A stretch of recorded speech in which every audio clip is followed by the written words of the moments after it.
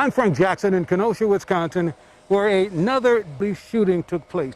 Last night, a shooting took place, a police-involved shooting where Mr. Jacob Blake was shot 7 times in the back by a police officer in Kenosha, Wisconsin. Now, I do have a relative, one of Mr. Jacob Blake's cousins, is with me right now.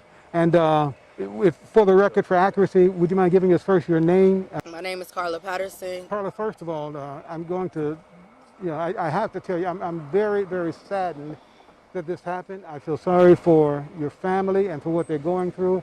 Usually when I show up at the scene, whether it be in Mobile, Alabama, or Minnesota, or Baton Rouge, or Missouri, usually when I show up, someone died. I am so thankful to the Lord that this is one of those rare situations where a death did not occur. And shot 7 times in the back, you have to know that God was with him. And he definitely was. Yes. Can you tell us what happened? There's so many sketchy stories all over the internet and all over the news stations. They're very sketchy stories. Can you give us some fill in the blank for us? Okay, I wasn't here to know the story. This young lady reached out to me, and she knows more of the story because she was here when it took place. Okay. Jessica? I don't know. I'm sorry. I'm just here to support and make sure that my cousin's name is heard and he get justice for And this. you traveled in from Chicago. I traveled from Chicago here. And your name, can you give us your first and last name? Jessica Morris. Jessica Morris. Jessica, now were you a witness to what happened? Did you hear about it? I heard about it. I was actually at work. Okay. I had hours to go on my shift. I watched the video. When I listened to it, watched the video in sound, I felt like they was hitting me. It was just sad. I don't even know her, but she is one of ours. She added me on Facebook because we connected like that because I was sharing her cousin.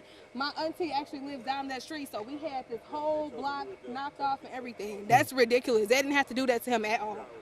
It's ridiculous. Now, the shooting took place exactly where? Right here. Okay. Right here. In front of this set of row houses. These apartments right here. Okay.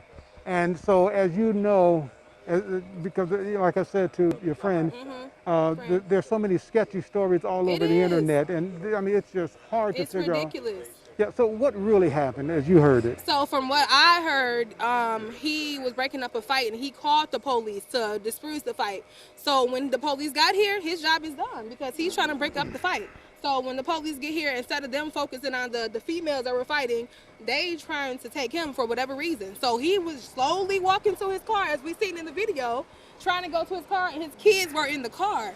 Y'all shot this man 8 times when y'all was holding his shirt while his babies were in the car, where there's other kids all down his block. Everybody knows this is 28th and Kenosha. There's always kids. They didn't care about nobody.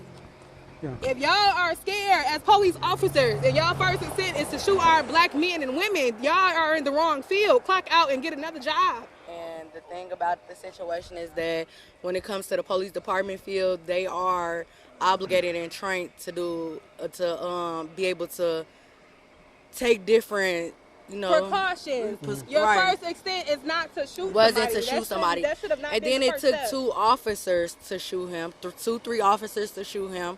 And with that was not okay. Now, regardless of the situation, he was not under arrest. He was not under investigation. He was not armed. He was not armed. So with that being said, we want justice, and we would like that to be heard. Okay. We want to get to the bottom of this. We want answers for this. Are you saying that more than one officer shot him? Yes, I am. Okay. So there were 2 officers who were actually shooting. Exactly. Okay. Behind him, grabbing him by his shirt. Yes. And was shooting him in his back. At close range. At close range. Yeah. This is close. This is close. This is close, and this is how close they were. Yes. Can you turn around, please? They held him by his shirt Yes. like this as they were shooting him. Yes. Why? Yes. Why? Yes. Where was his weapon? No weapon. There was no weapons found. His kids was in a car, and he was shot 7 times, and his kids were there. Now, what happened after he was shot? Does He anyone? went to the hospital. But I mean, as far as the kids were concerned, the community. The family has the kids. So the kids are taken care of. So right the kids now. were immediately available. Yes. Okay. And how old were the kids? I don't know the ages at this moment. Okay. I apologize about that information.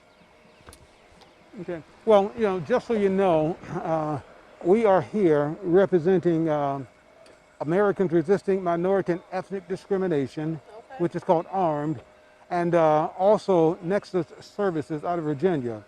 And one of the things that we're going to want to do is offer to every one of the kids of Mr. Blake, every one of his kids, we want to offer them a scholarship.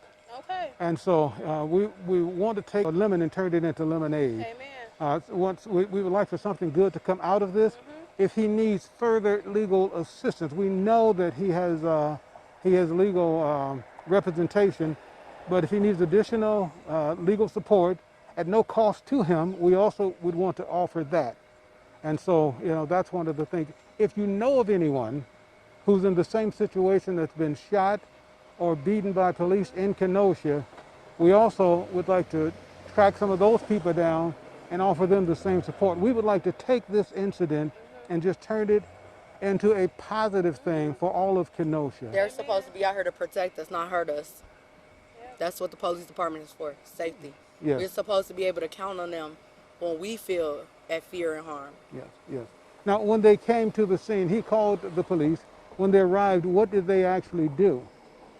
From what I've seen in the video, he was walking away. He's the one who called the police because he was breaking up a female fight. So as the police come here, as their job is to protect and serve, he's done. He's walking in his car to trying to get to his kids to go home. Now, the females who were fighting, who were they? I'm not sure. Okay, were they relatives of his? No, we don't know the females. Okay, and they were outside fighting? Yes.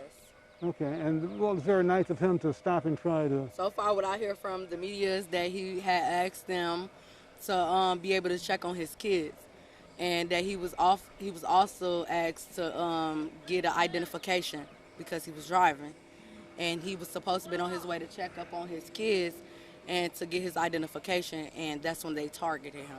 Okay, that's very sad. Well, is there anything else before we end this interview? We asked that the media stop spreading rumors about him being gone because he's still here by the grace of God.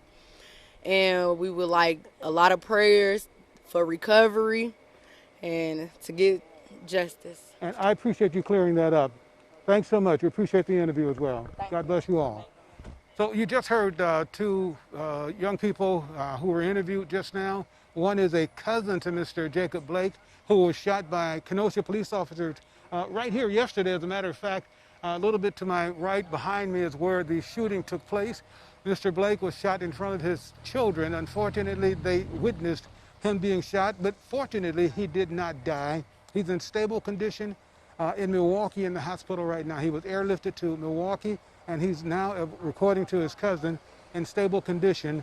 She said that she's here to be the eyes, mouth, and ears for Mr. Blake, and the rest of the family is at the hospital supporting him. I'm told that there's going to be a Black Lives Matter rally taking place here, that there's a march on the way here, and this is where it's going to end, right here at his home, right here at the place of the shooting, the site of the shooting. And so we'll be back with more after that. Frank Jackson from Kenosha, Wisconsin.